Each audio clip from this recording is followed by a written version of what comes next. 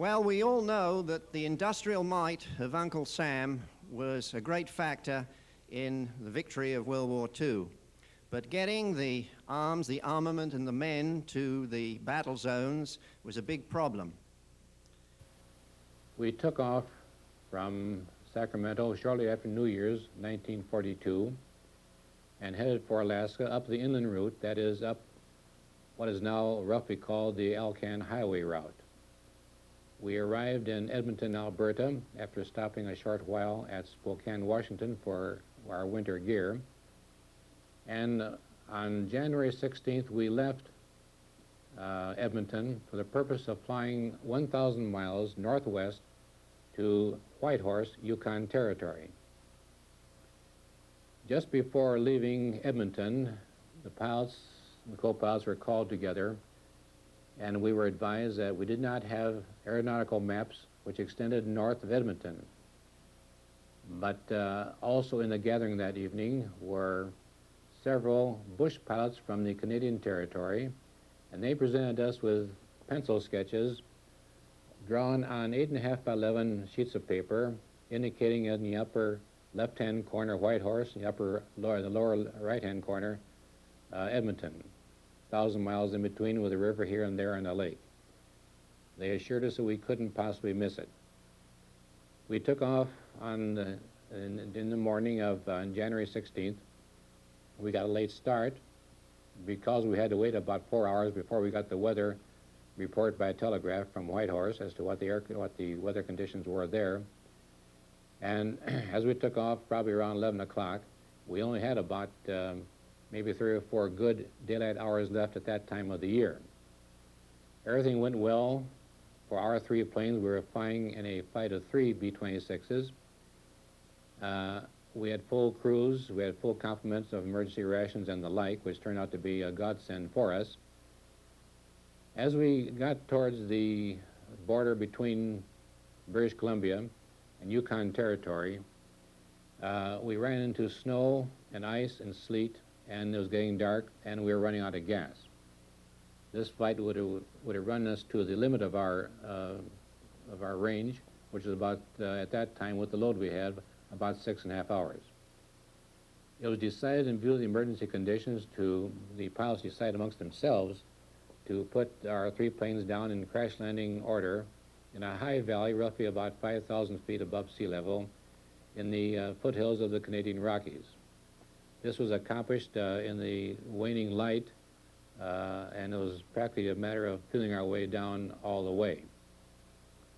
The first 2 planes came in, did quite well on their belly landings, and there were no injuries whatsoever. When we came in for our turn, the pilot requested that I put the wheels down, which I did. We landed on what appeared to us, as far as we could tell in the dim light, and from our inexperience with this type of flying, that about 4 or 5 inches above the top of the snow, it appeared to be a little small tufts of grass. We anticipated we'd probably be landing on a hard stand. It turned out those 4 or 5 inches of tufts of grass, as we so thought they were, turned out to be tops of bushes 5 and 6 feet tall. The rest, of course, was covered by the snow. We hit the snow, we crashed, and we swung around to the left. Our landing gear remained intact, but it crushed the nose of our plane. The pilot went out through the windshield. I remained in my seat and knocked out for about a half an hour. When we came to, the crew had gotten, that is, the rest of our crew had gotten out of the plane in good shape. They had taken our wing covers and had covered one of the wings over, which gave us a nice shelter underneath the area. Many questions have been asked. Well, why was it necessary to make a crash landing? Words to the effect, didn't you know how to fly your airplane, and so forth. And frankly, the answer was no, we didn't. When I took off from Sacramento with my pilot, I'd had 3 hours in the air with him. I had had exactly 10 hours in the right-hand side seat of the aircraft. I had never landed a B-26. I had never taken off a B-26 at the time. We knew nothing about single-engine operation. We had not flown on instruments. We were literally babes in the woods as far as the plane was concerned, but being typical American boys, it didn't seem to bother us a bit. about the same time that we had left Edmonton, there was also a group of P-40s were coming up. They had with them a C-47 doing the navigating, and about the second or third morning that we were in our little shelter under the wing, we heard this low hum along the horizon, and we're looking off to what turned out to be the south, because we had been completely lost at the time. We saw this one C-47, a big dot it turned out to be, with about 4 or 5 little dots. We let off a display of fireworks, flares and the like, tracers out of the turret gun and the like, and pretty soon this group of ships turned toward us, and of course we were extremely happy to know that we were found. About 3 days later, a couple of bush pilots came in with a 1929 Fokker plane on skis with a Canadian Mountie policeman and took us out to Watson Lake nearby for first aid, and then flew us then to Fairbanks, Alaska, to the hospital there for some additional treatment. And about 3 or 4 days I was released, and I was back on flying status as I joined my squadron at Anchorage, Alaska at Elmendorf Field. And by that time the rest of the group had gotten there, and we then had about, at that time, 9 B-26s on the runway. The 22nd, a full group, was the next to go. Unfortunately, the model planes we had wouldn't fly, didn't have the range to fly from California to Hawaii. So they shipped them over by boat. One night out from Hawaii, a Jap sub let go with a couple of torpedoes, and we could see these things fuming along in the phosphorescence water, and one torpedo goes right across the bow of our old clunker, and one of them goes right across the stern. Shipped out from there on the old President Cleveland, which they call it, renamed the Tasker H. Bliss. My understanding is we was headed for Rangoon, India, and we're in convoy, and we get in the middle of the Pacific, and the rest of the convoy left us. We sailed around for about 3 days. We later found out that that's when the Japanese attacked India, and they had no place for us to go. So after about 3 days, we joined another convoy, and they took us down to Australia. Hawaii might have been a long way from the US, but it was nowhere near Australia, the final destination. Walter Meyersberger was the first to make this flight. Walter. Well, the convoy that was carrying the air echelon in our airplanes arrived about at Hickam Field or Honolulu about mid-February, and by mid-March, the air depot had erected several airplanes that constituted a flight. So on the evening of the 15th of March, 42, A flight of the 19th Squadron, 22nd Bomb Group, was given a secret briefing. Our destination was to be Brisbane, Australia, via Palmyra Atoll, Canton Atoll, Nandi in the Fijis, and Plain de Gaillac in New Caledonia. Only Canton had a radio beacon. Radio silence was supposed to be observed unless lost, in which case we could call lost airplane procedure. As flight lead, I was given courier report forms for each leg, and disaster of all things, we met passengers, one full colonel each. I still feel for those fellas. On the 16th, Kingman Reef checkpoint made Palmyra easy to find, but during the daytime, the only way to find an isolated atoll is to employ a celestial navigation method known as the sun line of position. The British call it offset method. Translate for these fellas. Sun line of position is a line plotted 90 degrees to the sun's azimuth through the destination. But near the equator, which Canton was, near the spring equinox, which 16th of 17th of March, which it was, near noon, the sun, but near the equator, near the spring equinox, near noon, the sun was almost directly overhead. How do you draw a line 90 degrees to a line that's straight up? It made the sun line position almost impossible to plot accurately. So on the 17th, we missed Canton Atoll. At first, not one of our 3 airplanes could pick up Canton's radio beacon. After searching back and forth for about 1.5 hours, we radioed Canton for lost airplane procedure. Canton answered right away that it was not familiar with the procedure.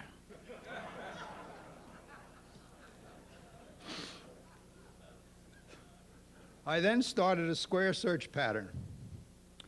Soon after, my number 2 wingman, and only he, reported picking up Canton's beacon. Evidently, they turned it on when we called. With 2-to-1 odds against, I had little faith in his radio compass. I ordered every man for himself.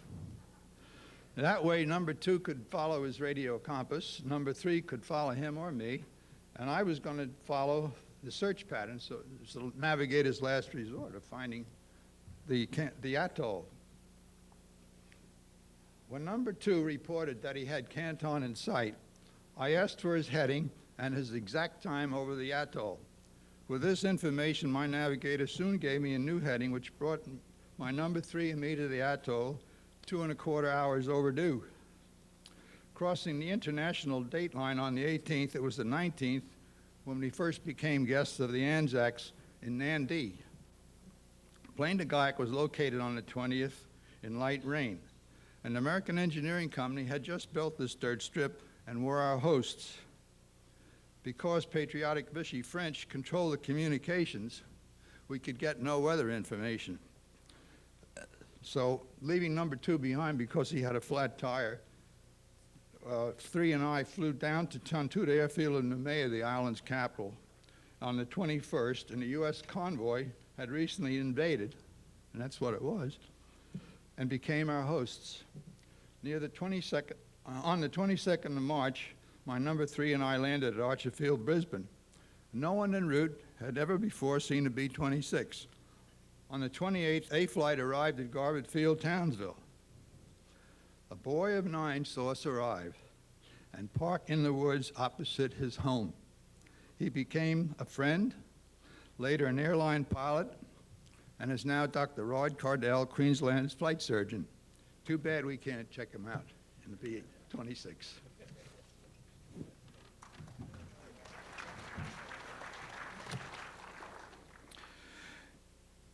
Jim Collins had led a flight of 4 from Hamilton Field in California to Hickam, Hawaii. Now the rest of the 69th and the 70th would follow. Jim Story was one who made that flight. On May 19th, 1942, the 69th and 70th Bomb Squadron separated from the 38th Bomb Group at Patterson Field, deployed as single squadrons to the Pacific Theater. The actual departure was made from Bear Field in Fort Wayne, Indiana, to use hard surface runways, which Patterson did not have at that time. But the idea was to do a nonstop flight all the way to the McClellan Air Depot in Sacramento. Most of us got there, however, weather precluded some of them not getting there. At McClellan, the lieutenant colonel and the major worked night and day to ramrod the aircraft and removal of the armor plate, guns, and other equipment not necessary for the flight to Hickam. The project officers made daily progress reports to General Hap Arnold. They also supervised the installation of long-range ferry tanks, 500 gallons in the forward bomb bay, 250-gallon tanks in the aft bomb bay, 125-gallon tanks way back in the turret. With internal fuel of 962 gallons, this gave us 1,837 gallons to make it to Hickam. The weight of this fuel was 12,859 pounds for a gross weight of 34,569 pounds. Quite a fuel load, or quite a load for a short-wing B-26. And for fuel management, these ferry tanks, we were provided with a Rube Goldberg transfer pump system, valves and whatnot, to contribute to the stress of getting air to drop of fuel out of each one of these various tanks. As the aircraft modifications were completed, we flew cruise control flights up and down the San Joaquin Valley using the power settings that were recommended by the weight and balance person official. As I recall, it was suggested that we fly at a speed of 167 miles an hour for the first 500 to 800 miles. That was as close as they came. then increased the speed to 180 miles an hour. These practice flights were completed. The aircraft were ferried to Hamilton Field, departure point for the flight to Hickam. Experienced ATC navigators were assigned each flight who had previously made the flight and knew the way. On June 2nd, 1942, the 69th and the 70th Squadrons began launching flights of 4 beginning at 5:30 in the morning. The weather was foggy and definite ceiling of 500 feet. Fuel load, the main tires appeared to be about half inflated, added to our takeoff roll. And as we lined up for takeoff, we used all the runway, including the extensions on the end. The sensation of takeoff is one I'll never forget.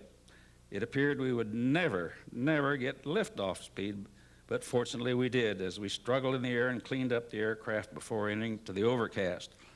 It was thin, and we popped up at 1,000 feet. There we could see the Golden Gate Bridge. We couldn't fly under it, but we sure flew between the stanchions.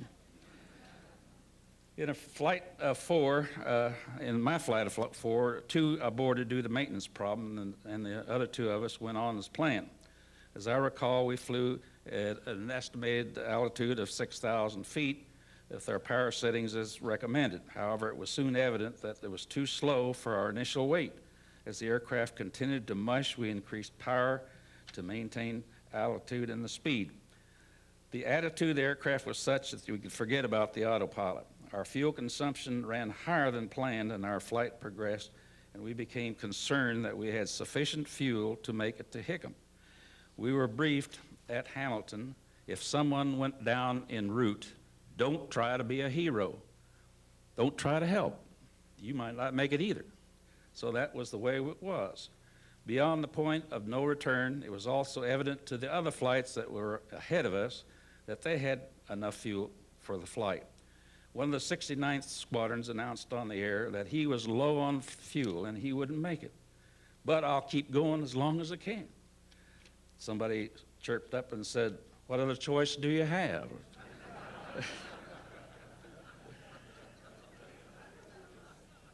A flight from the 70th Squadron with a ATC navigator aboard straight off course 100 miles south of Hilo until a crew navigator pointed out the error and they had diverted into Hilo after 12 hours and 40 minutes of flight time.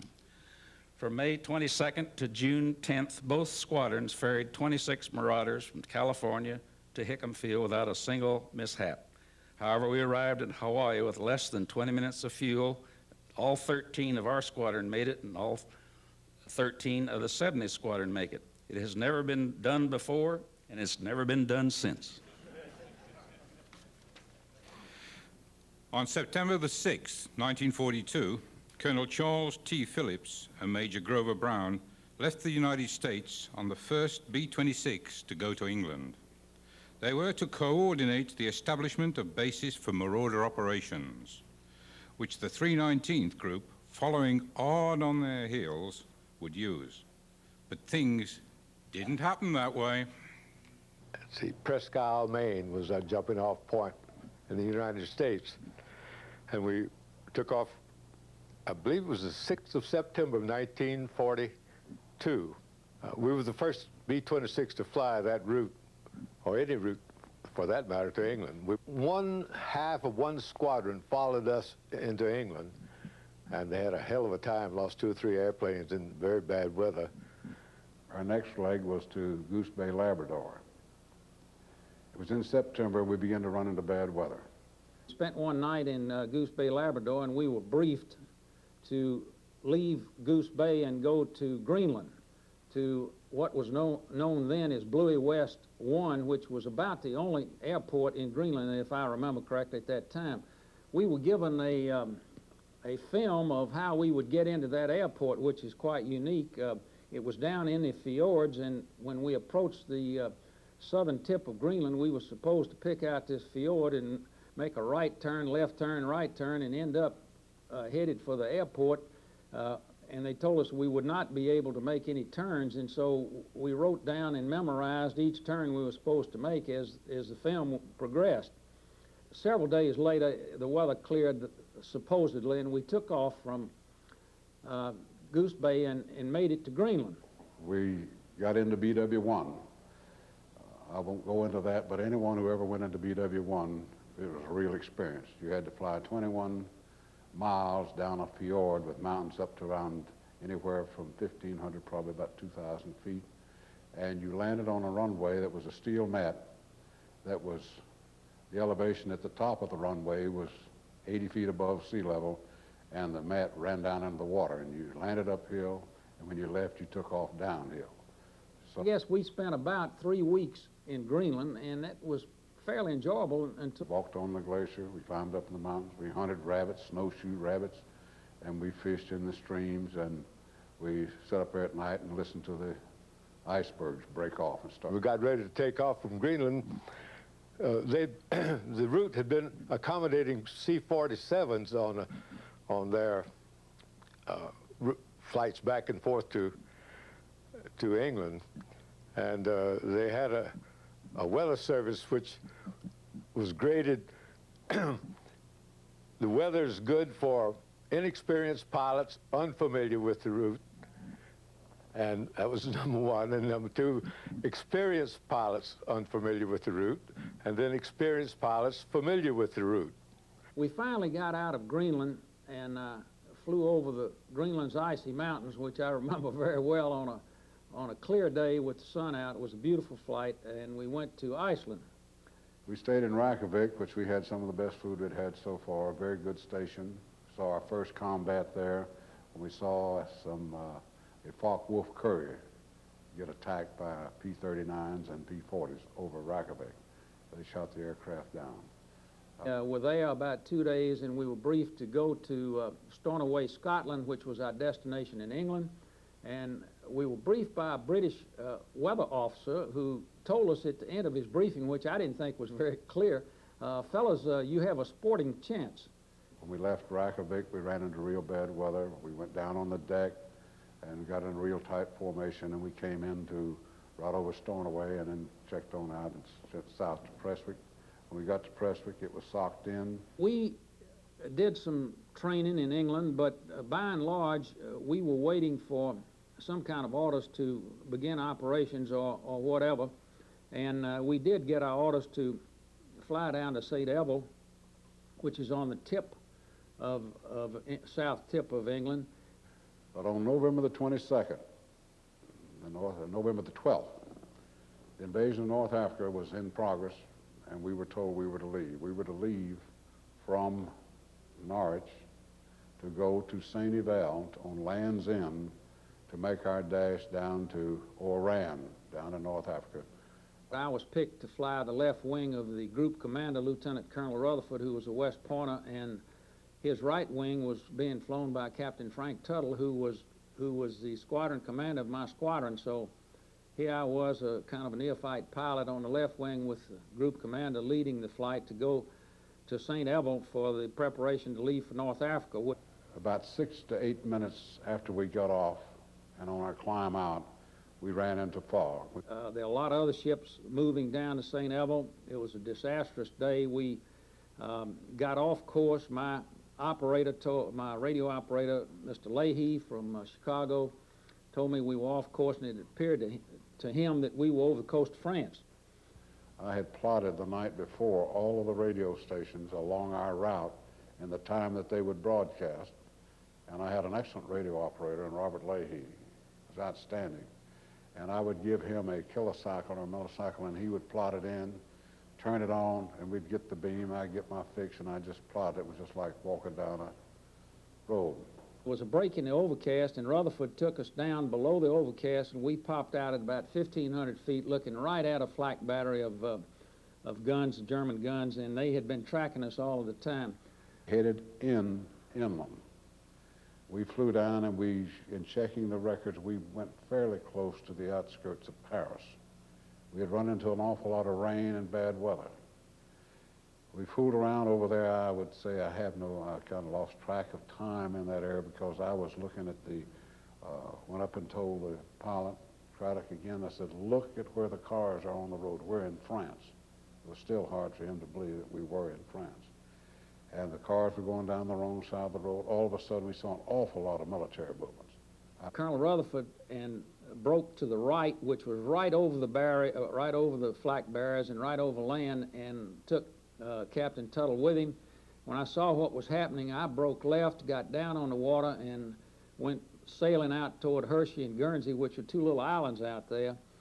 Both Colonel Rutherford and Captain Tuttle were shot down, and nothing was ever heard of them again during the war, and it was quite a tragic thing because they were the leaders of our group.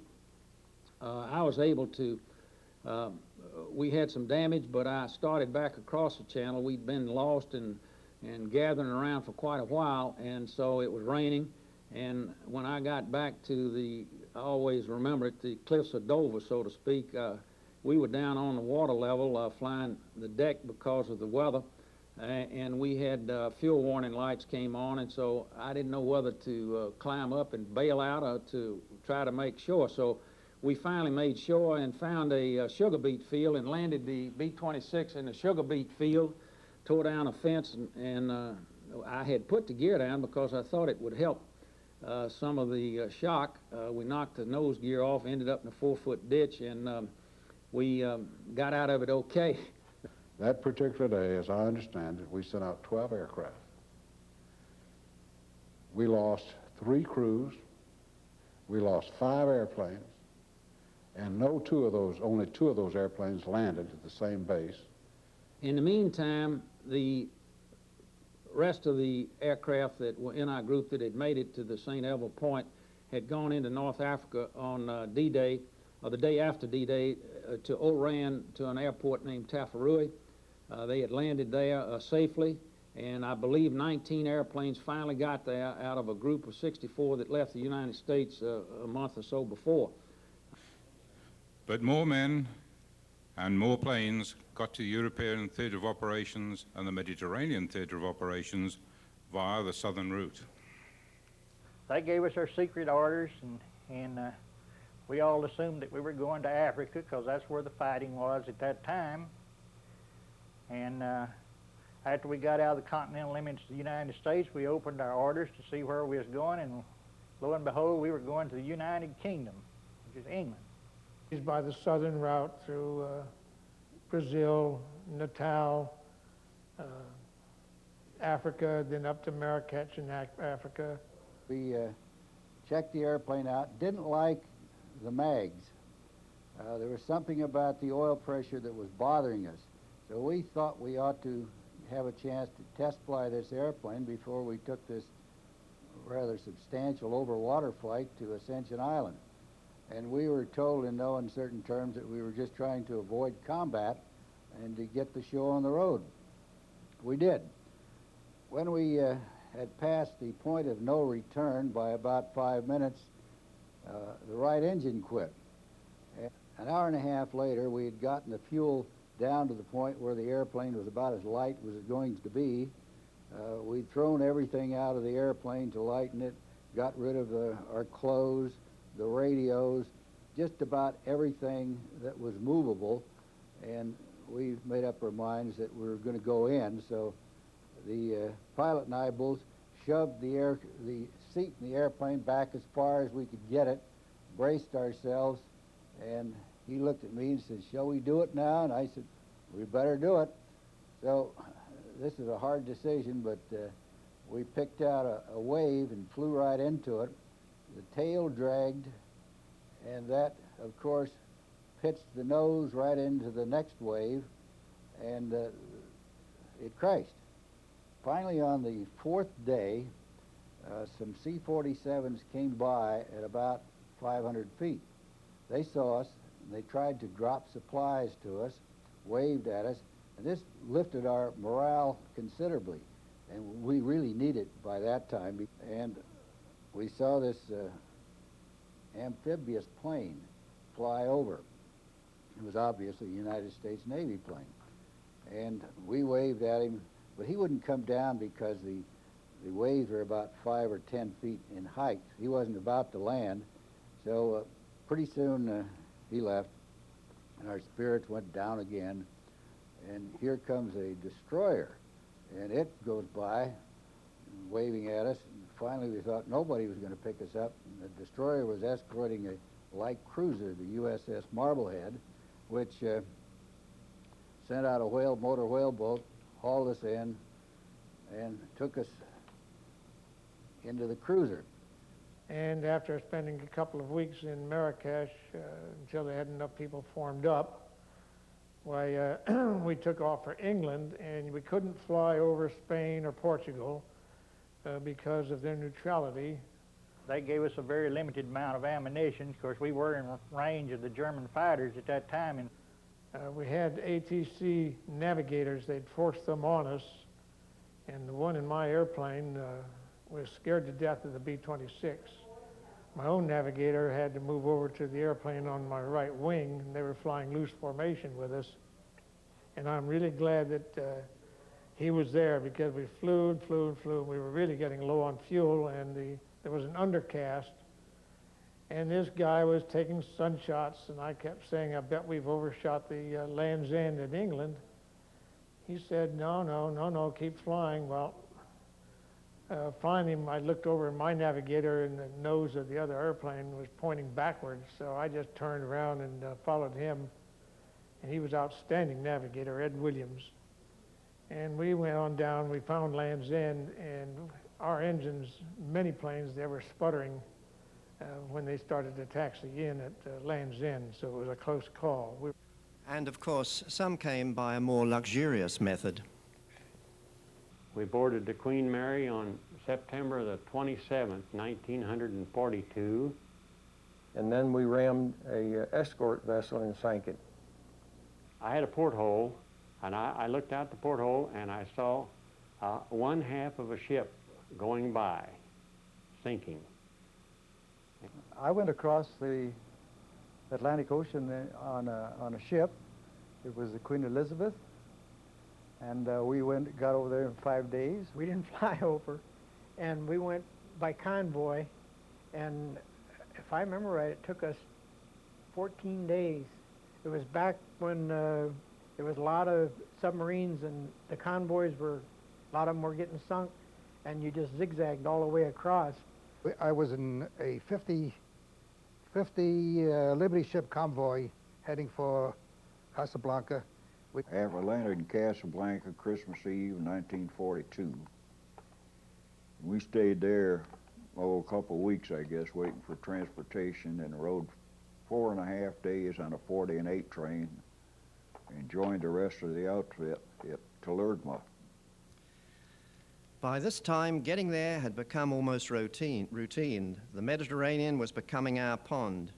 And to tell us about how this happened is one who, in my view, is a living legend, because he started flying Marauders in combat in 42 and was still flying in 45 with 106 missions in Marauders to his credit in the MTO, Ashley Wooldridge.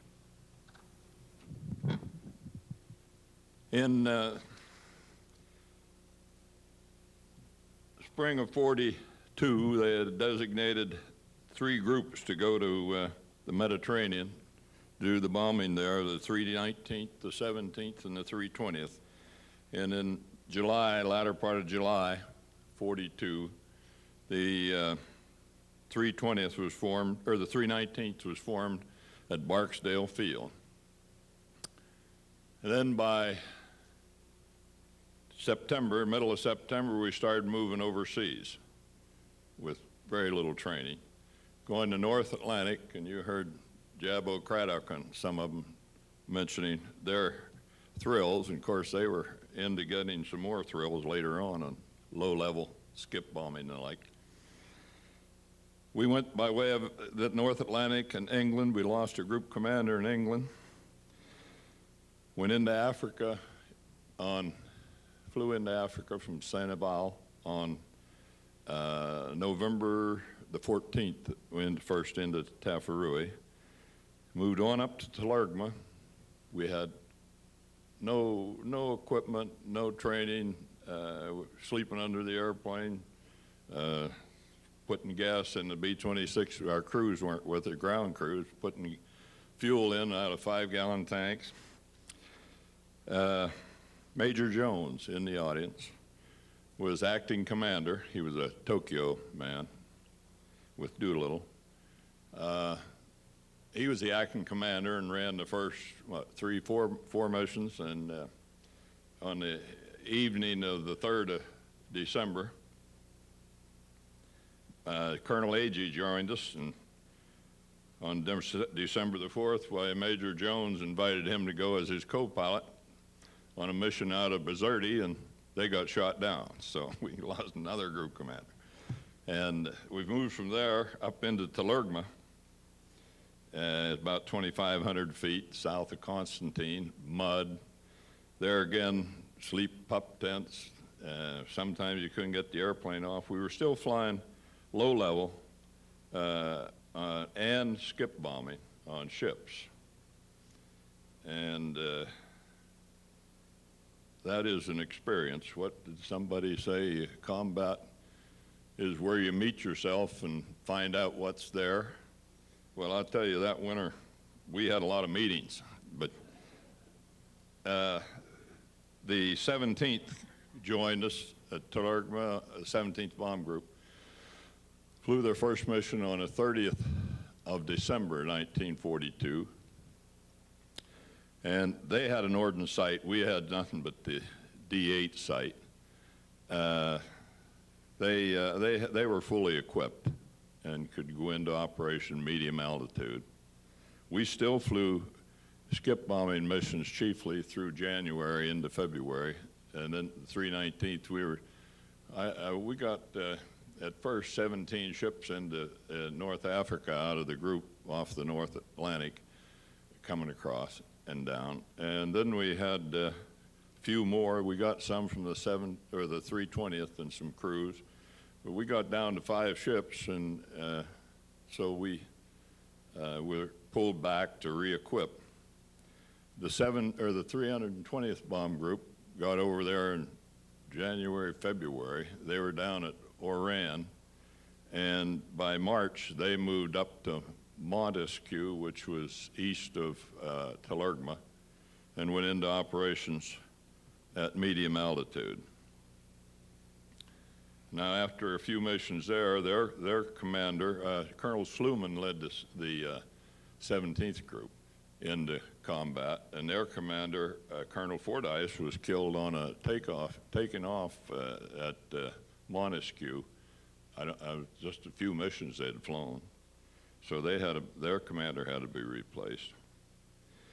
But after all that, 319th was re-equipped and brought back up in May to Sadrada. They formed a wing, which eventually was the 42nd Wing. And with that came what I think helped tremendously in the bombing for all 3 groups. When General Robert M. Webster was command of the wing, and I know later on in the summer of '43 out of Tunis, and then we went up to Sardinia. He was a man that he knew how to get a little initiative going right down through the groups, and he to the point would say, "Here's a bridge. I don't care how many airplanes you take. I don't care what bombs you take, but I want the bombs on the target or it's your butt." And you could decide that for yourself, and it really did stir your initiative in getting the job done. Then we went into Sardinia, and with that, well, we lost another group commander, the 319th did, in Africa, yeah. But we got up in Sardinia with, of course, General Webster as the wing commander, and with Colonel Holzapfel as command of the 320th, or the 319th, and with Colonel Gilbert with the 17th, and who was it? Colonel, why would I forget him? Because I replaced him. Fletcher. Colonel Fletcher's command of the 320th. And as I say, with General Webster leading and encouraging them to actually get the bombs on the target. His idea was that we weren't there to kill civilians. And the bombing of the 42nd Wing really got extremely good. Actually, we were, the 42nd Wing were given targets in downtown Rome, downtown Florence, right in the marching yards, put all the bombs right in the yards. And I even have a photo of a B-26 with the bomb bays open right over the Vatican coming in through Rome. But in the 1944, Air Chief Marshal Porter was designated to make a study on bombing accuracy. And he had Professor Zuckerman worked with him. In the results, he said the astonishing accuracy of the medium bomber groups, particularly the Marauders in the Mediterranean. He mentioned that, and he said, I think that the 42nd Bomb Wing in Sardinia is probably the best day bomber unit in the world. And this was brought about just by, as I mentioned, the general and those commanders working their group. And actually, there's an outstanding bombardier that had been with the 320th, Joe Perrin, in audience tonight here, or today here. So, with that,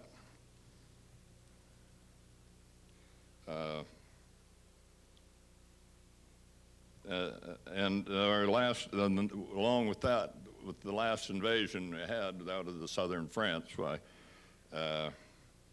it's assured that we would win. Did you have something that? Don't run away. All right. Don't run away. Joe Perrin is another living legend with over 100 missions, and there are very few gentlemen like that. But a second lieutenant who had left home with the 70th Bomb Squadron, left for the Pacific, probably became the most respected Marauder man of all. Ash, you knew him well. Talk a bit about Randy Holzapfel. Oh, yes. Randy was a magnificent man from all angles. Randy was very intelligent. He was, he was practical, which really made him able to do a number of things. He never raised his voice. People said he had eye contact. He could talk to people if he talked to you, and very different than you find in the military, but he could talk to you slowly and with what he had in mind, and of course with his mind he could see through things. And he made you feel as if you really knew your job, and of course you thought he knew his, and he affected people. Even corporal that was running the photo section, they bring the bomb strike photos out after a mission, Randy waiting for them. He says, he just made me think I was a great guy. I knew what I was doing. And he really, you know, had respect for me. It's extremely unusual for a guy like this. And he affected people on the other end. When he left the theater, General Spots called him to come up and have lunch and an audience with him in Paris before he left the Mediterranean. And in his yearbook, you know, some of these people get picked out early. In his yearbook in Peoria, Illinois, under his picture, some of the students writing, they had things as dramatic, refined, courageous. This was back when he was in high school. Ambitious, good taste, good worker, clean mentally. And that was all brought out, and he rode that right through to as a 4-star general. I visited him in Washington in early '70.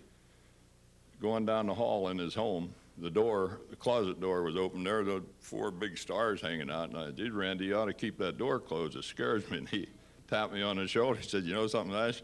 Sometimes it scares hell out of me, too. So that's the way the man was. And the Air Corps had a public relations film showing Randy briefing for the Florence raid. You have that. Gentlemen, this morning we have a target that's really good, really hot. Of course, most of us have been grumbling and kicking about these people upstairs not recognize what good work we've been doing, and you probably have too. But we don't need to grumble anymore. Today the big boss has really dumped a big job in our laps, and it's going to take some real work to live up to our reputation.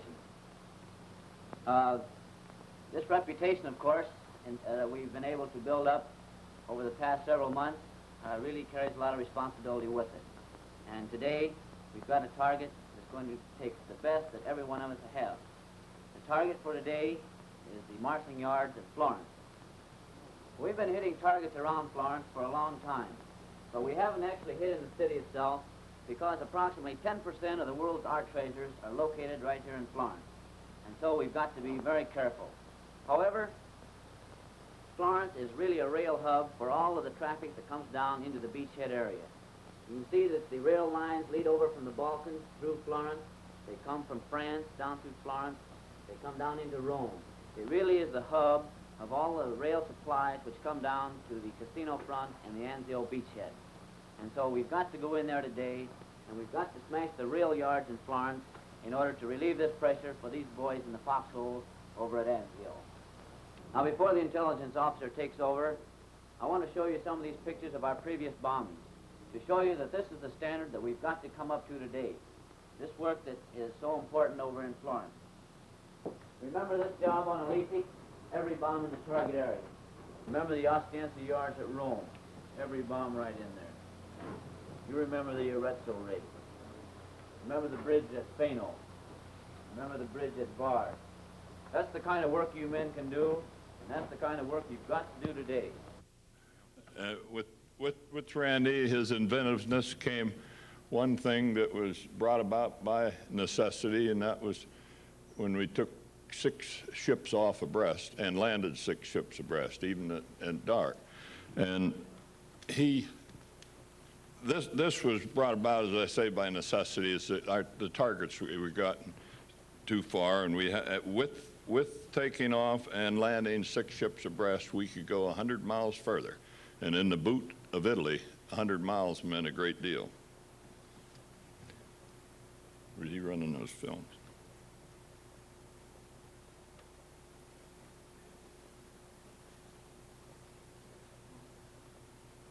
One morning on the invasion of southern France, it was dark. The 320th took off ahead of us. Now, the 320th took off 3 ships abreast down in Africa before we got up to Sardinia. But of course, the situation here in Sardinia was such that flat place, we put a grader out there, moved the line shacks back, and put 75-foot wide oil strips with about 75 feet between them, and had those 6 strips in dirt road runway. Maybe you'll see it.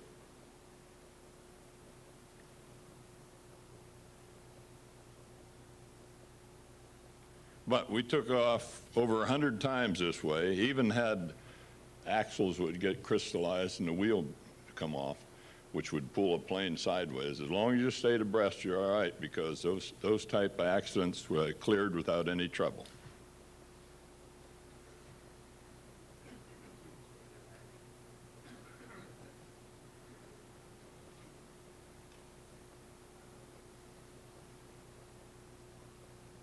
I'll tell you, someone once said that a B-26 takes off furiously. And if you stood at the end of the runway and listened to 6 B-26s furiously trying to get into the air, that was quite a spectacle, quite a thing to hear.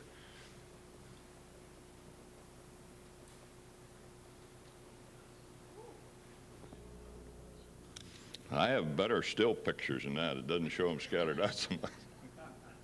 Well, with Randy, when he was through in the Mediterranean, well, I'll just point something out. In November of '42, the general had him switch from B-26s to B-25s. Now, you men know how that would affect you. A real shocker. Now, he called them all together here after everything that this 319th had been through. He called them all together, explained what we're going to do, why we're going to do it, how. He explained to them what the loss was and how they might feel and how what can be gained from having the B-25 and going to work. And when he finished talking to the entire group, there wasn't a question. He had satisfied everybody just by his knowledge of how to talk to people and deal with people, no matter what their status. So when he finished in the Mediterranean, then he came home, took a group of A-26s to Pacific and flew 22 more missions out there by the end of the war.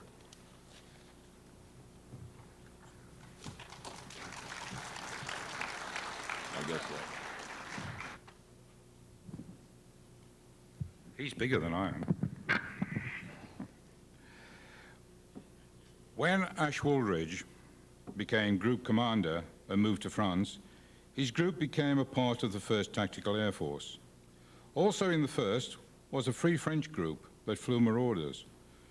Unfortunately today we do not have anyone to speak for them. But let us record here that by the end of the war they had 6 Marauder squadrons flying at full strength.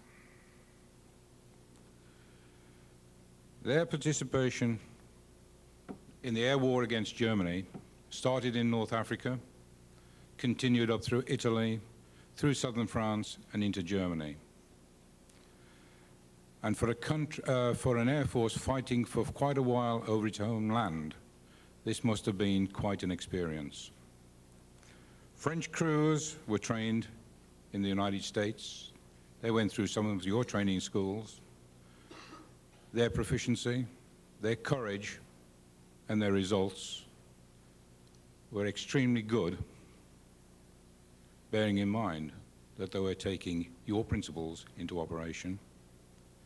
They truly demonstrated that they were capable of flying the B-26 to the high standards required, and certainly gave the name of the Free French Air Force a place in history. Ladies and gentlemen, we have 10 minutes before your bus for those going on the boat trip leaves. When the time comes up to 4 o'clock, I will prompt you, or you can prompt me, whichever the case may be. If at that time you wish to leave, you may do so quietly and unobtrusively. In addition to the French, the South African Air Force was in Holzappel's theatre of operations. Unfortunately, we neither have videos nor the individuals themselves, so I must speak for them. Again, the squadrons of the South African Air Force flew the B-26 through Italy, with most of their operations being in that theatre of operations and also in Yugoslavia. They acquitted themselves well, bombing from medium altitude. Most of them were trained in the flying school in Egypt by Royal Air Force instructors. They took the later marks of the B-26 into operations. And as those people in the Mediterranean will know, many of the targets that they were attacking in Italy were extremely difficult. In the main, they were very small targets. They were still very important targets. And those people who have bombed bridges know just how difficult some of them are to drop into the water. They acquitted themselves well too, and did their part in the overall plan of bringing the Germans to the knees.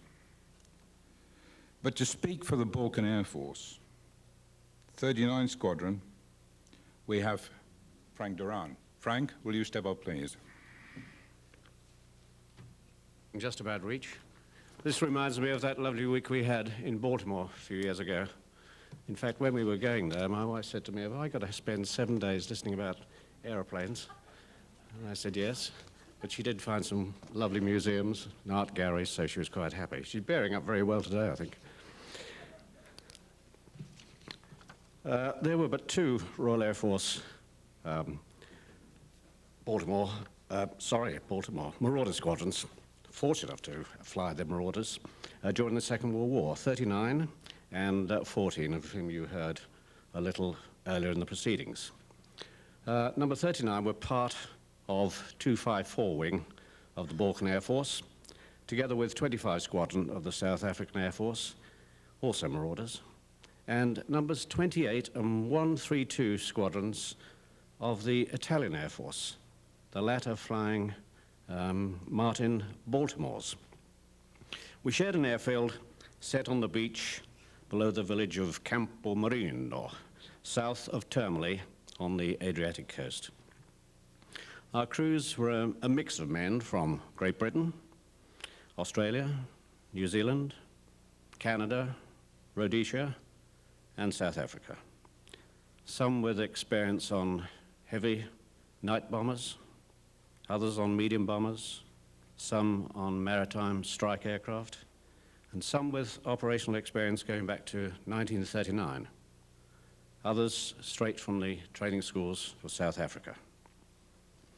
The squadron invariably bombed in boxes of 4 or in extended VICs of 6, and almost every day put 12 aircraft into the air. Our targets in Yugoslavia are now household names in today's news coverage.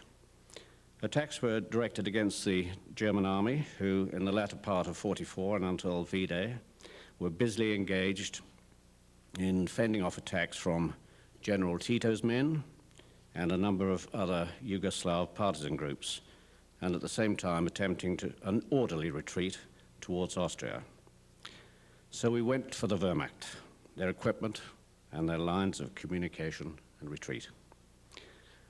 Our casualties in the Marauder force were minimal, thanks to the poor shooting on the part of the enemy, a dearth of enemy fighters.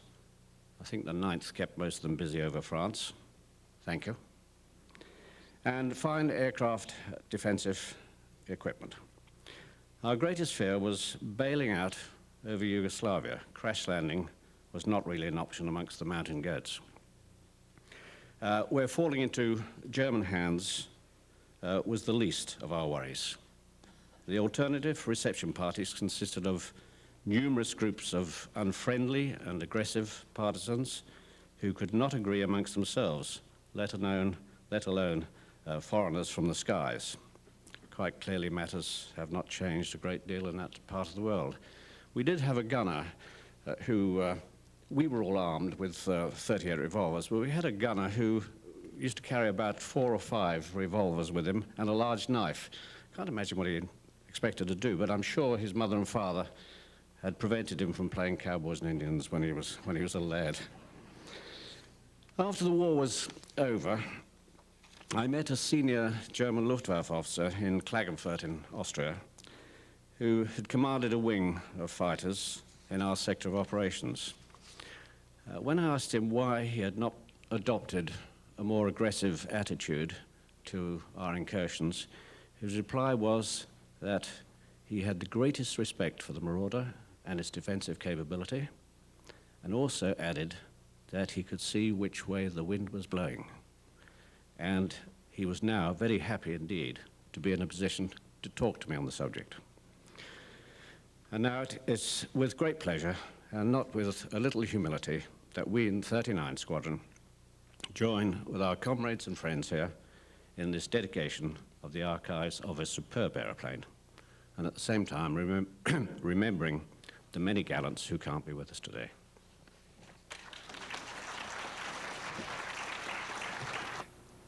As 1943 was drawing to a close, there was a substantial force of B-26s in England. Major Grover Brown, who had been the first to fly a B-26 to England and was on the wing staff, evaluated the results this way. When General Sam Anderson took over as commander of the 9th Air Force, things began to happen real well. And he knew what he was doing. And he picked people who he thought knew what they were doing, and we started doing a real good job. But it was a learning process, tough learning process. From time they got there, 43 to 1 year, I would say just damn near a year. We worked hard but didn't accomplish a whole lot. Knowing full well that an invasion was from the English Channel was being planned, General Anderson visited the Mediterranean theatre to learn of their operations for use of the many that may be applicable to his command. On his return, training was intensified, and as Grover Brown has just said, things began to happen. First of all, it was our duty to knock out German airfields, which we attacked day after day and sometimes twice a day, and which kept driving the German back further and further from the coast. As the D-Day approached, we were assigned targets to cut off and isolate the entire western area of France, which meant all transportation, bridges, and etc. And in between that, we had what they call the no-ball targets, or the first of the V-1 flying bombs, which they had set up some 200 bases to attack England with these flying bombs, and so we were assigned to knock those out. And we did a very great job of knocking out those flying bomb sites. An Aleutian Marauder man who bellied his B-26 into Elmendorf was given a small transport plane to ferry Bob Hope's first USO show around the Aleutians. On completion of his tour, he was sent to Troop Carrier Command, where he became CO of a squadron in England. D-Day arrived. Well, about a week before the 5th of June, 1944, they closed our base. We had just come through the maneuver called Operation Eagle, when there were both the 82nd, 101st Airborne Divisions. Totally, it was a rehearsal for the invasion. Same route, or same length of routes and turns and everything, although we did it all in England. And because of our performance, the 438th Group, which I was squadron commander of the 88th, was picked to lead the invasion. We took off about 11 o'clock after the postponement the one night, and Eisenhower was there to tell us goodbye and wave us goodbye. He was standing at the end of the runway when we poured the coal to the airplanes. And we left, and it was about an hour and 20 minutes to the drop time at St. Mary-Glisse. Our drop zone was DZA, just about a mile and a half to the northeast of St. Mary-Glisse, which was the first town liberated in France. We dropped at 0046. We were the first unit in, and we were the ones that woke up everybody. It was only about the last 5-6 minutes as we crossed Normandy that we got a lot of flak. Well, the 9th wasn't far behind, and Bob McLeod led his group. Bob. On or about June 3rd of 1944, I received a message, or a direction from group headquarters. We were stationed at Rivenhall to report to building such and such and room so on with your bombardier, your navigator, and your toilet articles. So I reported as directed, and I there met comparable members of other lead crews of which had received the same instructions. In short order, we were told that this is the preparation for D-Day. It would be a maximum effort mission that we, with 54 B-26s instead of the normal complement of 36. We bombed in boxes of 18, so this would mean 3 boxes of 18 aircraft. I was to lead the mission.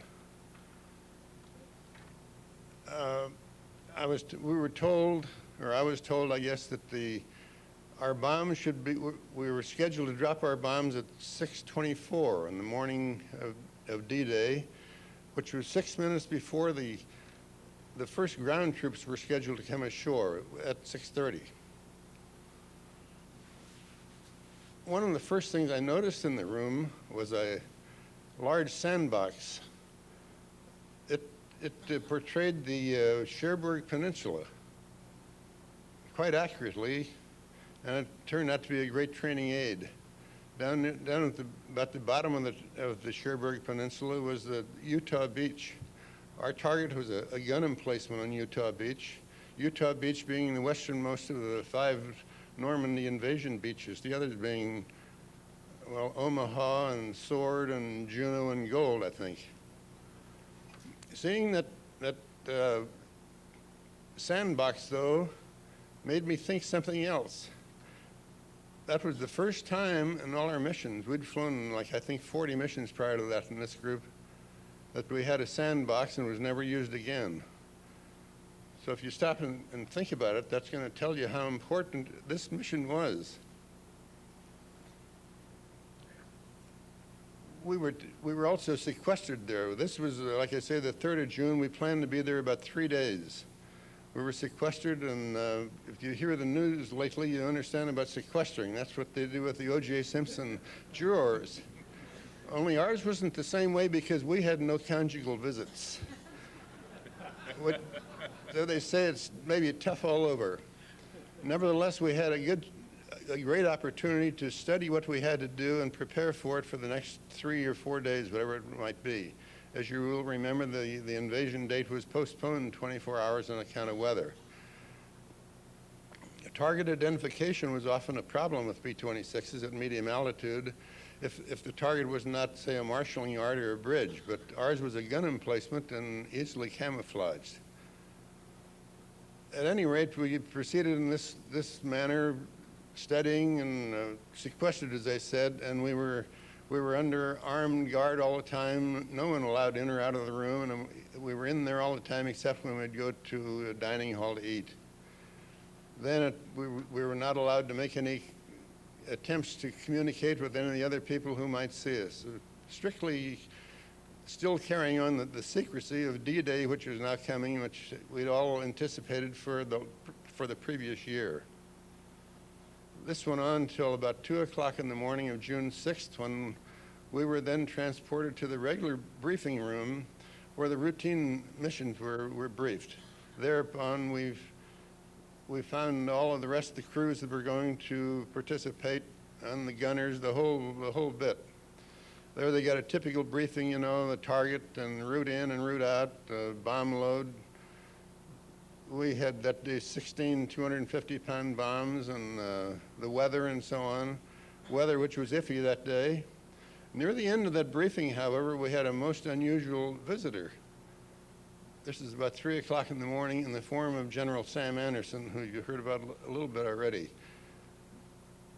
He came in. He came in there unannounced, and of course we were glad to see him. Some people thought he may have been coming home from a late date at that hour, but I didn't think so. I think he came probably to further impress upon us the importance of this mission and why we should do all we had to do to make it complete. He took the podium and made a few appropriate remarks, as you might expect, telling everyone how important this mission was and not to fail us and so on, that the ground troops were already were already en route. As you just heard, they'd been dropped, some of them had been dropped behind the coastal lines, and the rest of them were en route on the ships crossing the channel. He wanted to know who's leading the mission. When he was told I was, he came over and talked to me very briefly. I was a major. This was the first time, I think, that I had ever talked to a general officer, although he did most of the talking at this time. He pointed out the same things that you might expect, how important the mission was, and the ground forces were relying on us and we couldn't fail them. Normally, we wouldn't bomb targets if we couldn't be VFR under 10,000 feet on a kind of light flock. He said today the weather's going to be iffy. There's scattered layers of clouds. You undoubtedly going to have to go down under what you normally would bomb at, but do not abort on account of weather. I hope you don't abort for anything, but certainly not for weather. Okay, the mission, the briefing was completed. We went to our aircraft. Then we noticed for the first time the black and white stripes, which the painting had been applied over on that previous evening. We took off. My flight took off at 4:15, still total darkness. We were in light rain. We only formed in flights of 6 at that point. We proceeded east over the Channel coast around a buncher. That's a radio beacon type thing, where the rest of the group formed, and we held in that area until it was time to proceed on course toward the target. We had to do that because the congestion of other aircraft and fields in the English area, I mean in the East Anglia area where we were stationed. For example, the 323rd group overlapped our group traffic pattern, so we couldn't have more than one group in one place at the same time and do it very safely. However, at the appointed time, we proceeded on course. We got down near the Isle of Wight, off southern England, and then turned toward Cherbourg. We were down now to around 7,000 feet, and it appeared that we were going to have to go lower, but that was all right. We had planned to do that. There became an incredibly awesome sight. Steaming off to our left were supposedly, it's been reported many times, over 5,000 ships crossing the channel. I'm telling you, they were really crowded in there. In addition to those 5,000 ships, there were battleships, cruisers, light cruisers, destroyers, and their escorts, and PT boats, and all kinds of craft milling around down there. As we approached Cherbourg, then you could see the shells coming from the coast and also the shells from these ships. Then came a real shocker. I'm approaching Cherbourg. The city of Cherbourg is off to my right, 2 o'clock position about, proceeding all along, everything going according to Hoyle, we thought. I look around and here's a flight of 6 B-26s now, just cutting me off in my pattern. I don't know what to do. He's occupying space that I'm supposed to be occupying in the next just very few seconds. I can't do a 360. I can't make a circle because of the time constraints. All I could think of to do it to make gentle S turns, which is what I did. Took up a slight bit of interval behind this flight of 6. I figured he must have missed the rest of his group, and he proceeded on. He was eager enough that he was going to go and complete his mission.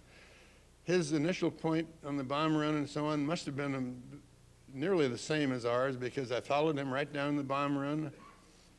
He was experiencing light flak, as I could see from the tracers coming up. We were then at 5,000 feet, the base of the clouds right above us. In fact, maybe the tip of the tail could have been in the clouds for all I know. Proceeding along with this light flak, one round of flak must have hit a critical point, perhaps in the bomb bay where the bomb's armed. One B-26 exploded. And I thought I'd made some unkind thoughts to myself when this flight cut me off there a few minutes before. Now I withdrew all those unkind thoughts that I had and said, and I thanked them for being in my position at that time. We proceeded on a few moments, bombs away. We made a gentle climbing turn to the right. As I said, the clouds are right above us. I made a gentle turn in order to enable the wingmen to stay in position. They stayed in position. We turned almost 180 out to about a westerly heading. We broke out of, after about 1,000 to 1,500 feet of climbing through the clouds. We observed the Channel Islands off to our right, where the Germans had some anti-aircraft guns. We saw some flashes from the rounds being fired, and I thought it might be for us. We didn't get any, so we figured they were firing at aircraft maybe above them. Proceeded uneventfully home, back to base, mission complete. At that time, some of you older soldiers may remember the Army Hour, which was a very popular, well-received program put on by the National Broadcasting System, National Broadcasting Company, every Sunday. And I was invited to appear on that Army Hour along with the major from 9th Fighter Command and one from 9th Troop Carrier Command. We accepted, and we met at a certain place over there, and the NBC officials taped us in a short briefing. Maybe you're going to hear something. I'm not sure about this, but the NBC announcer told me that since this was the first mission after D-Day, the whole world had been waiting for D-Day, you know, and here it was. And this was the first Sunday after D-Day, so they anticipated an even larger than normal audience. He told me that you will probably be speaking to more than 20 million people here today. And I thought that wasn't bad for being my first appearance. From this 9th Air Force Base, you will hear 3 pilots who led their squadrons, 3 men who are representative of the thousands battling from the air in close cooperation with the ground troops. Multiply their personal experience thousands of times, and then you may estimate the air arm's contribution to the great Triphibian invasion force's success. Major Robert M. McLeod of Reno, Nevada, Bomber Command. Major McLeod flew submarine patrol and convoy escort out of Panama and Trinidad before being assigned to his present Marauder group. Since then, he has led many missions over France, and in a way, D-Day meant nothing new to him. In a way, D-Day for Bomber Command came a year ago. The main difference is that now the ground forces are in there, and we're hitting the targets that will help them most. The first one assigned to my squadron on the morning of June 6th was an enemy strong point right on the beach, and we hit it just 10 minutes before the first troops came ashore. Timing like that is only possible when you have complete coordination. That afternoon, we knocked out another coastal emplacement. Bomber Command has been flying 2 and 3 missions every day as possible. Most of the time, because of the weather, we've had to come in low, and that's bad news in flak areas, but we've been hitting marshalling yards and communications, bridges and troop concentrations, anything and everything to open up the Nazi guard and let the boys on the ground jab the winning punch home.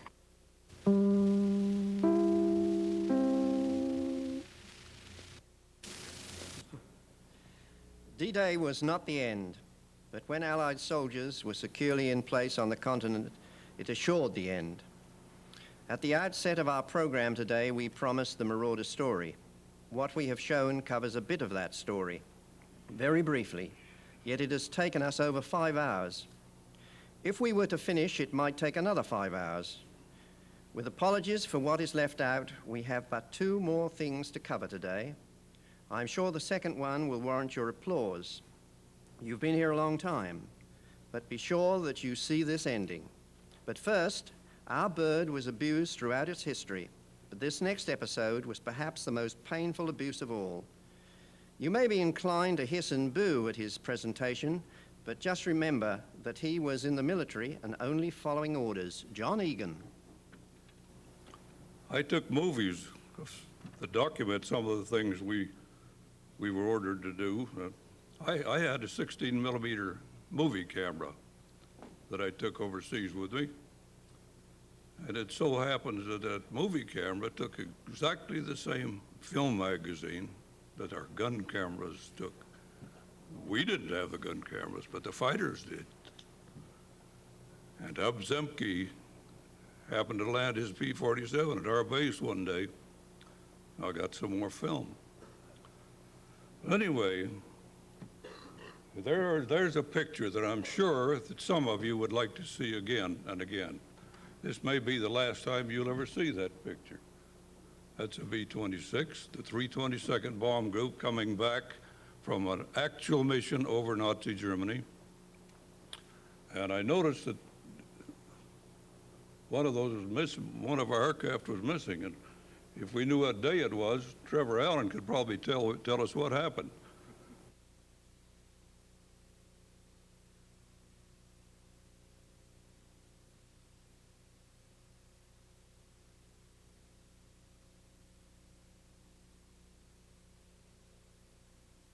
These fighter airplanes that you saw out there were lined up so the tails could be chopped off by a bulldozer.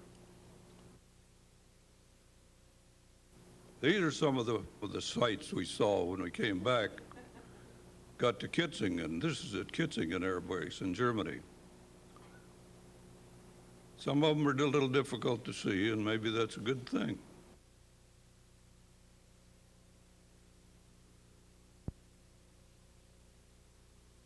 When I arrived in Kitzingen, one of the first things I did was, of course, to take these pictures. Then the second thing I did, I got assigned a job, and the job is coming up pretty quick.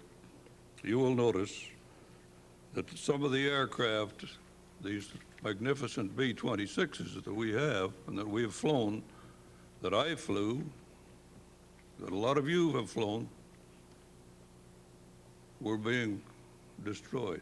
These remind me to tell you that this is some of the things we did in Germany. The 322nd Bomb Group went to Germany on air disarmament work, and that is some of the things we did. So we took care of some of the aircraft engines that the Germans had left us. We locked them up for them. But this shows you what happened to our B-26s.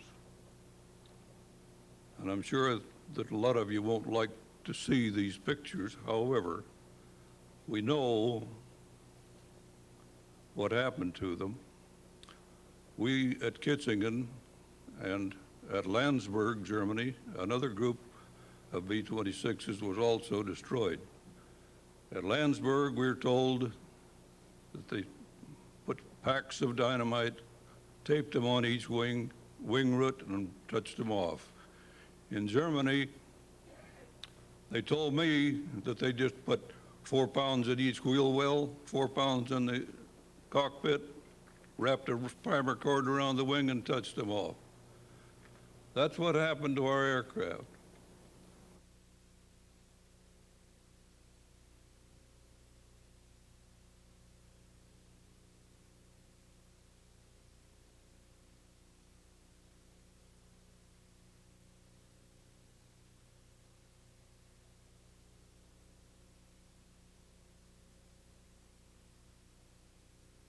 Now, that looks like that must be flak bait.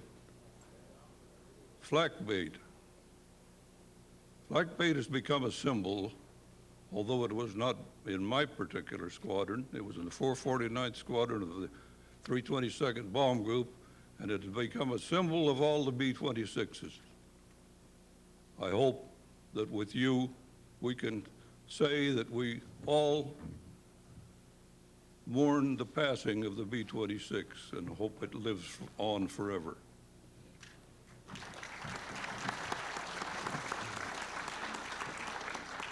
This has been a long session, but we have a very appropriate closing, one that I'm sure you will appreciate. I call upon John Sharp. Now we've got a little surprise. For those of us who performed here today, I think we're very grateful for those who allowed us to do it. And raise it. Okay. To this opportunity to tell our story. But I think we have a big vote of thanks to those guys who put it on. Now, we all know who they are, so let's give them a hand now. All right.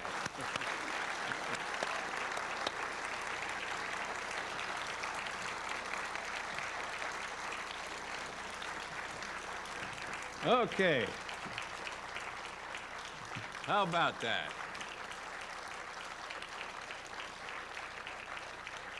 Now, in addition to those of us, the Marauder men who participated in this war, there were also those we left behind, the family. When World War II started, I had a baby girl, a few months old, and I called her Cookie. When we got our new B-26s 5 months later and flew them to the South Pacific, I named my airplane Miss Cookie Lee. Well, my daughter grew up, and 21 years later, she was on her own working as a secretary in Colorado Springs. I, too, was in Colorado Springs, stationed with the Air Defense Command. In January of 1964, she came to my office on my birthday and told me she wanted to buy me a present, but she didn't have any money. So she wrote me a poem. I sat back and she started to recite it to me. The office staff gathered around, and all I could do was close my eyes, lean back, and hope I could stand it. When she finished, I opened my eyes, and most of the staff was sobbing, and my deputy standing in the doorway was broken up so bad I had to send him home. This poem was printed later in the base paper and finally spread around. When you hear this, I'm sure you'll know why. So, here she is, Sandra Lee Sharp Zuckerman, the original Miss Cookie Lee.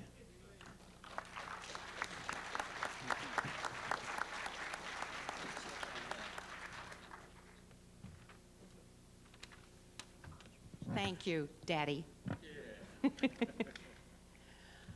Please, for just a few moments, would you all consider me your daughters, the ladies too, because without you, these gentlemen would not have very much to fight for. And the reason I want you to consider me your daughters is because my father is an Air Force man.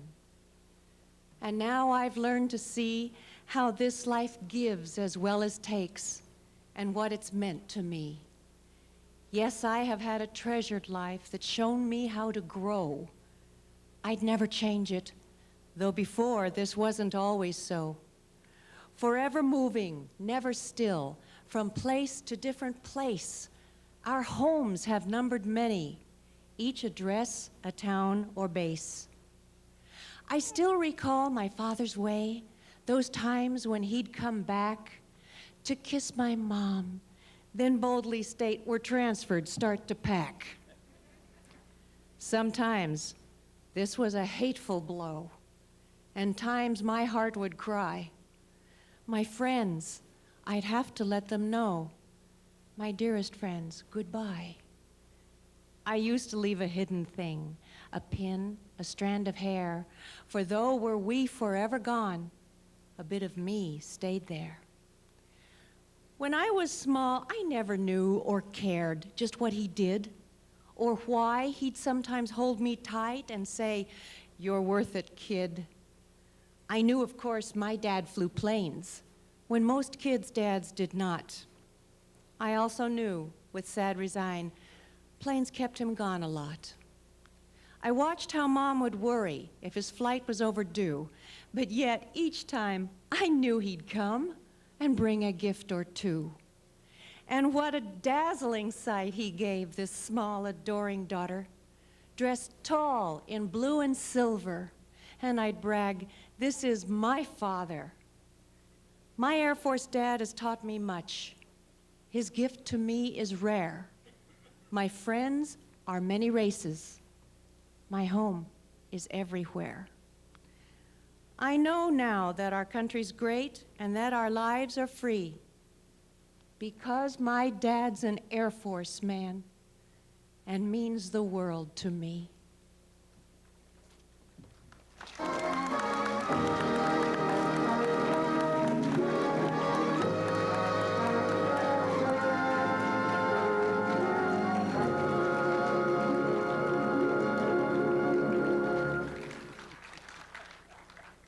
Thank you.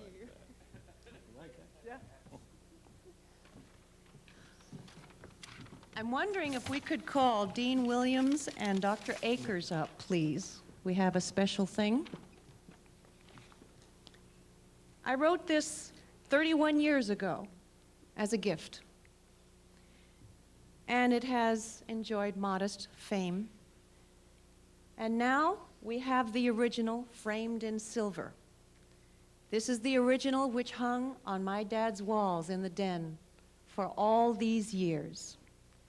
We would be honored if the Marauder archives would accept it as a tribute to all the fighter pilots here, as a tribute to them and what they have meant to my generation and all generations to come.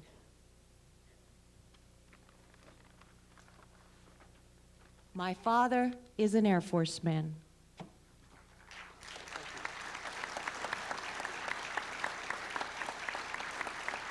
If you want to read what's on there, that's all right.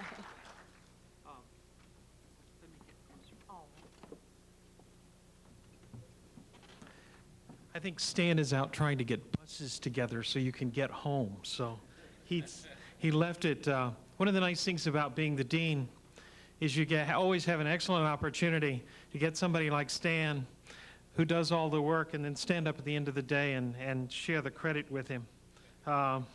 It's always very nice. Let me read to you the inscription at the bottom, please. This poem was written by Sandra Lee Sharp to her father, whose early Marauder number 41-17562, Miss Cookie Lee, was named for her. We accept it on behalf of the Marauder Archives and will display it proudly as part of the memories that we are accruing, both of the flight of this airplane and the flights of those who piloted it and who worked on it in the course of its life. Thank you for all of this. We hope very much that you enjoy the rest of your stay here at the university, and thank you. There comes a B-26.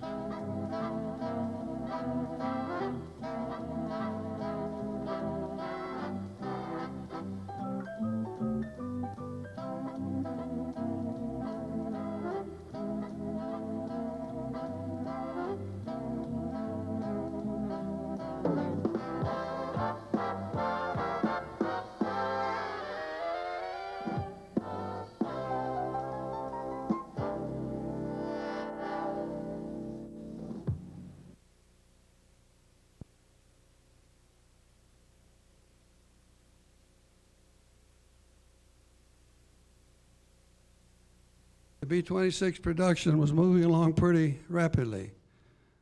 5 airplanes a day were coming off the line, and each airplane was given a 2.5-hour flight test. And it went pretty well. Seldom did an airplane have to be flown twice. Some of the things I recall along the way were my first assignment to this airplane in this capacity. As a flight engineer co-pilot, I was required to do the pre-flight inspection, to ride in the airplane in the right seat, assist in the operation and testing of all the equipment, record the performance data, and just generally take care of the paperwork. Once in a little while, I'd get a little flying time. During the several years that I did this work on the B-26, there were a few things I might mention. The one thing has been talked about here for over and over, and that is the pilots who flew the airplane, the initial pilots. In many cases, the young pilots who would come to the field were younger than I, and many of them had 120, 130 hours of flying time maybe, and maybe a little time in a Bamboo bomber, and in many cases, so I was told, once or twice around the field in a B-26. And they did themselves proudly. The other incidents that I do recall, there were a couple of 3 airplanes were lost during flight test. One, before I began to work for the company, I believe was the case of an interrupter, gun interrupter not being in the right position, and the tail was shot off. Secondly, we had one loss of airplane due to structural failure in the case of a left flap separating from the airplane. This created a control problem, and of course the crew bailed out. There was one other incident of this sort that I recall, and that had to do with the propeller system. The engines were shut down during this flight test and restarted again.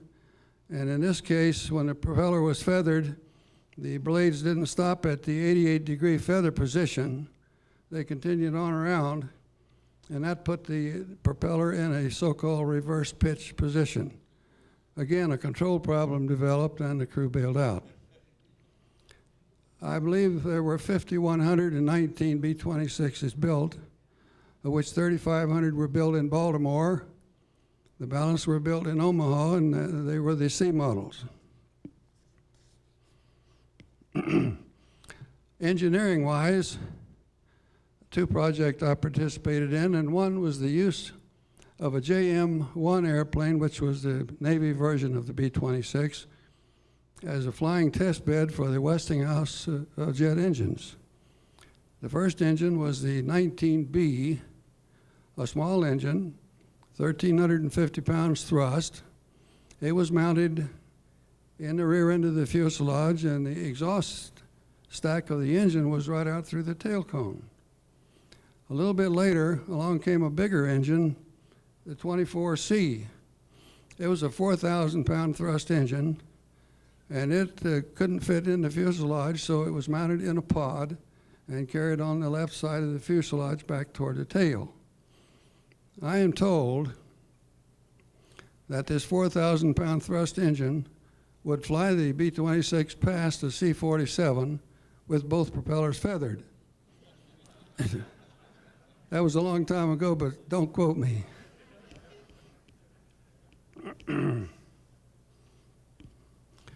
Now I'll tell you about the most unusual B-26 that was ever built, and that was the G model, the H model, B-26H, of which only one was built. That was the next to last production airplane. And that airplane was used to develop the bicycle-type landing gear, which was being used on the Martin B-48 and the B-51, and which, as you know, was also used on the Boeing B-47s and B-48s. Now, tail end Charlie came along after that.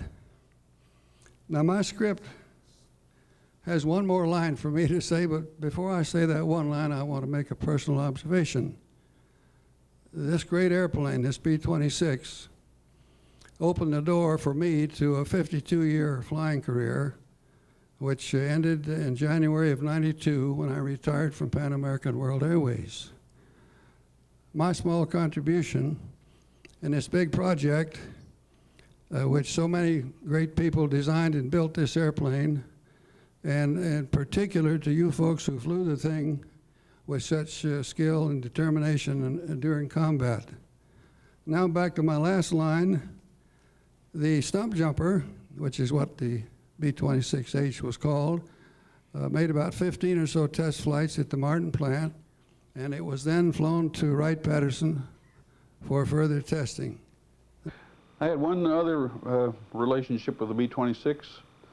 When I got back, I went to Wright Field as a test pilot in the bomber section, and one of the projects I did was to do the Air Force testing on the Middle River stump jumper, and I'm sure you've all seen pictures of it in the B-26 deal. I checked out 14 guys on that, and it was as advertised. The really bad thing about it was the nose wheel steering, which they changed later, but you can't believe. And I met the guy back at Baltimore that designed that, and he was so proud of it. And what it was, if you depress a rudder pedal a little bit, the wheel starts turning. The main wheel would start turning and continue turning. There was no such thing as holding it. You let up on the pressure, it goes back to zero. If you want a little bit of a turn, you have to do this way.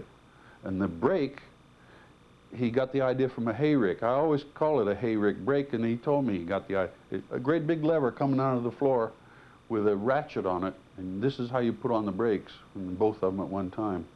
But it was a stable landing gear, and we gave it a go sign for the B-48 and B-47. And I only had one bad minute. You get a bunch of strange guys that weren't B-26 pilots to check out in it. You didn't give them a full check. I just let them steer it around and land and take off.